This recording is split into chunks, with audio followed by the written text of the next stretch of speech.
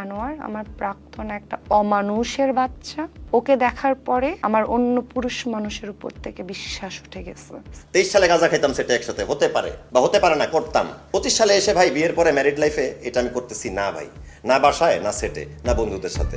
শোবিজের তারকাদের নিয়ে গুঞ্জনের যেন শেষ নেই। নানা সময়ে তাদের নিয়ে নানান গুজব রটে। প্রেম, প্রাক্তন, বিয়ে ভাঙন, এসব নিয়ে প্রায়ই আলোচনায় থাকেন শোবিজ তারকারা।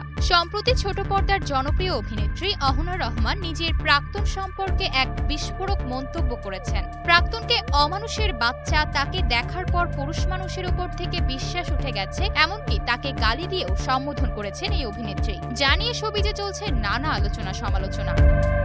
তবে এই সমালোচনার মাঝেই ছোট পর্দার অভিনেতা শামীম হাসান সরকার নিজেকে নির্দোষ দাবি করেন। অহনার সঙ্গে নিজের সম্পর্কের বিষয়ে খোলসা করে শামীম বলেন, অহনা তার প্রাক্তনকে জানোয়ার বা অমানুষ বলে উল্লেখ করেছেন, কিন্তু এই প্রাক্তন তিনি নন। অহনার সেই প্রাক্তনকে তা সরাসরি জানিয়েছেন শামীম। বরবাদ সিনেমার পরিচালক মেহেদী হাসান হৃদয় তার সঙ্গে 6 থেকে 7 বছরের রিলেশন ছিল অহনার। তবে শামীম বলেন 2023 সালে অহনার সঙ্গে তার সম্পর্ক ছিল 7 মাস। সেই সময় অহনার মেহেদীর সঙ্গে সম্পর্ক ছিল।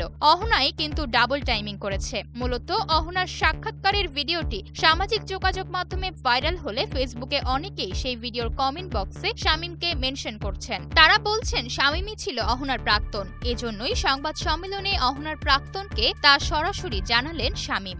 ওই প্রাক্তন জানোয়ারটা আসলে আমি না ভাই।